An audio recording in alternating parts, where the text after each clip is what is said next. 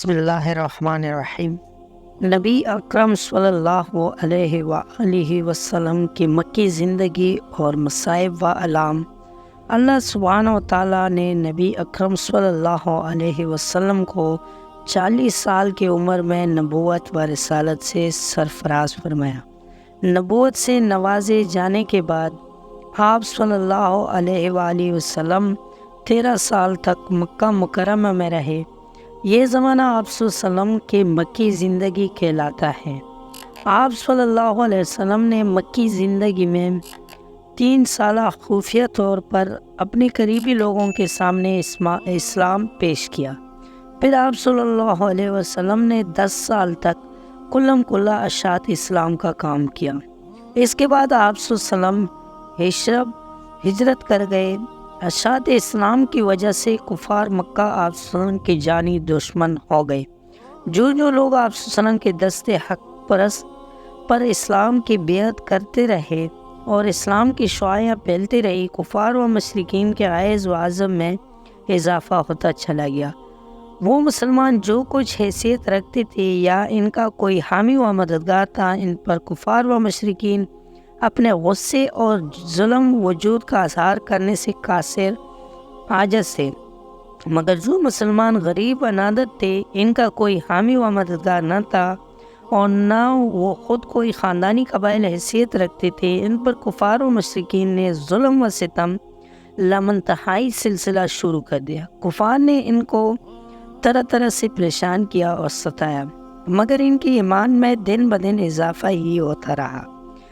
نبی اکرم صلی اللہ علیہ وسلم کی دادا پھر چاچا ابو طالب قریش کی نظر میں بڑے شرف و اعزاز کے مالک سے تھے، اور آپ صلی اللہ علیہ وسلم کے خاندانی اور قبائلی وجاہت و اہمیت بھی سب کے نزدیک مسلم تھی، اس لیے آپ صلی اللہ علیہ وسلم پر حملہ آور ہونا ایک بڑی جنگ کی دعوت دینا تھا۔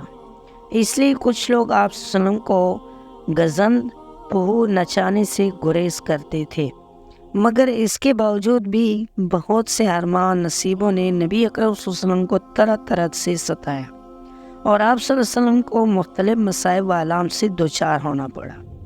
ذیل میں آپ صلی اللہ علیہ وسلم کو مکی زندگی میں پیش آنے والے مصائب و علام میں چند پر ہم نظر ڈالتے ہیں۔ جب تک نبی کریم صلی اللہ علیہ وسلم نے اپنی نبوت و رسالت کا اعلان نہیں کیا تھا، اس وقت آپ صلی اللہ علیہ وسلم مکہ میں ایک عقل مند و دانشورہ، امین و صادق اور اچھے انسان سے جانے جاتی تھی۔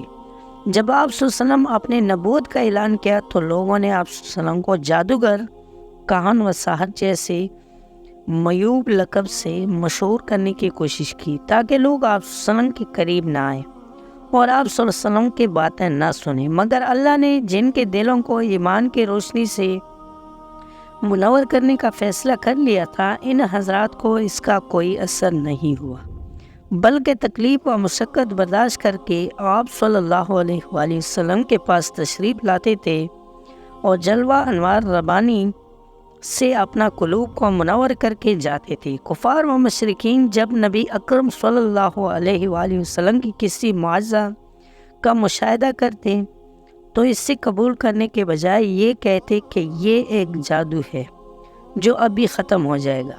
اللہ تعالیٰ کا ارشاد ہے، اگر کوئی معجزہ دیکھتے ہیں تو ٹال دیتے ہیں اور کہتے ہیں کہ یہ جادو ہے جو ابھی ختم ہوا جاتا ہے، یعنی یہ جادو کا اثر ہے جو دیر تک نہیں چلا کرتا، خود ہی گزر جائے گا اور ختم ہو جائے گا۔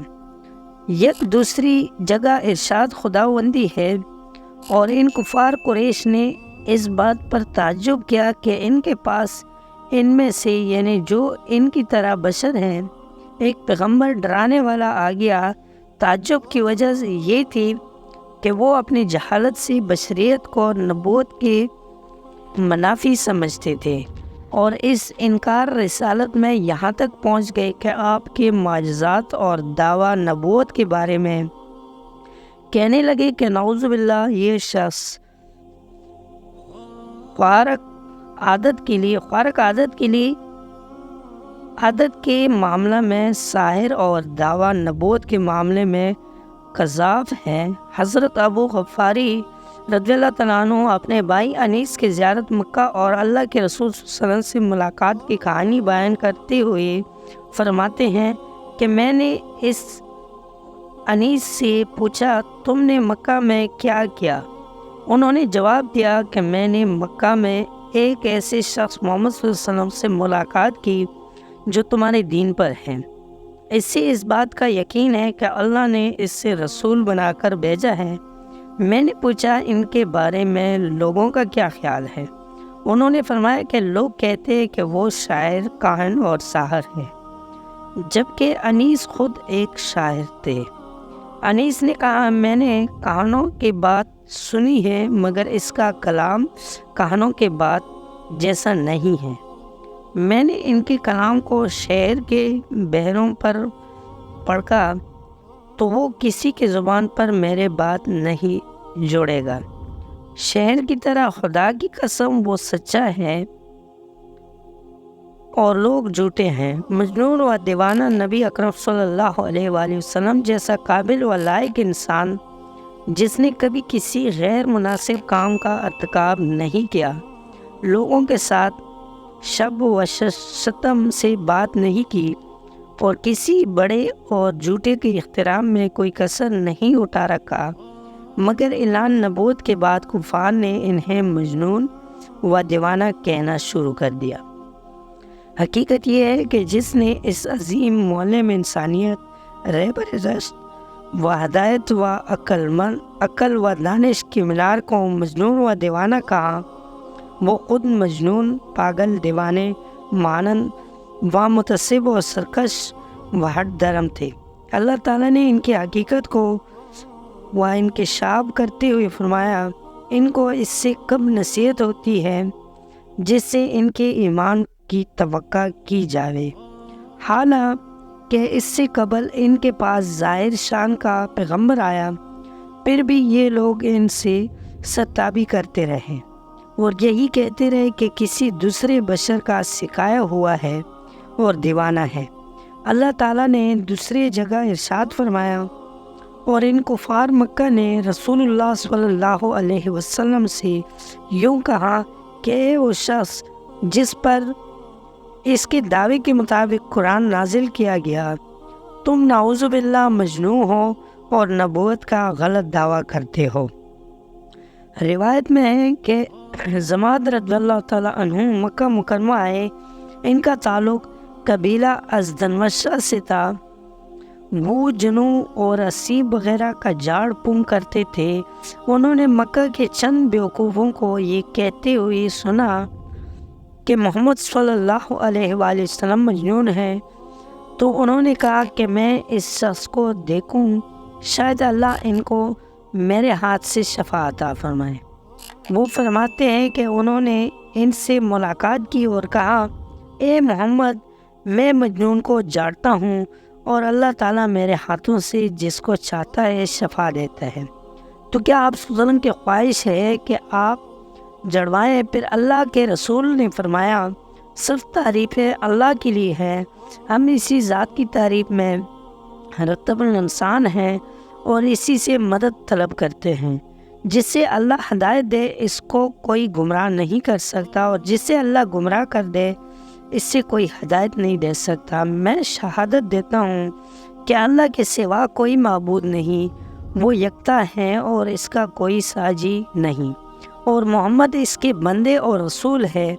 اب ہم تو شہادتیں کے بعد جو چاہو کہوں۔ وہ فرماتے ہیں کہ انہوں نے کہا کہ آپ اپنے ان کلمات کو پھر سے کہیں۔ چنانچہ رسول اللہ صلی اللہ علیہ وسلم نے ان کلمات کو 3 بار ان کے سامنے دہرایا۔ راوی کہتے ہیں کہ انہوں نے فرمایا میں نے کانوں کی باتیں، جادوگروں کے اقوال اور شعراء کے اشعار سنے ہیں، مگر میں نے آپ صلی اللہ علیہ وسلم کے ان کلمات کی مثل نہیں سنا۔ یہ کلمات تو دریا بلاغت کے تھے تک پہنچ گئے ہیں۔ پھر زماد نے کہا اپنے ہاتھ لائیں، میں اسلام کی بیعت کرتا ہوں۔ وہ فرماتے ہیں کہ پھر انہوں نے بیعت کی۔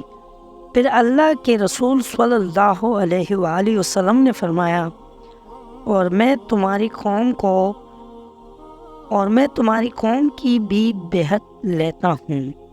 انہوں نے کہا، تحریر لکھتے ہوئے کوئی غلطی ہو گئی ہو تو اللہ کا بندہ معافی کا طلبگار ہوں۔ اللہ تعالیٰ آپ کو اور آپ کے گھر والوں کو بیماریوں، مشکلات اور مصیبتوں سے محفوظ رکھے۔ آمین ثم آمین۔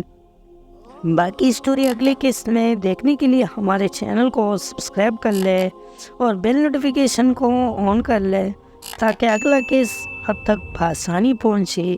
امید ہے آپ لوگوں کو یہ اسٹوری کا قسط پسند آیا ہوگا۔ اگر پسند آئے تو ویڈیو کو لائک کر لیں، کمنٹ میں اپنے رائے کا اظہار ضرور کر لینا۔ اگلے قسط میں پھر انشاءاللہ ملاقات ہوگی۔ اللہ حافظ۔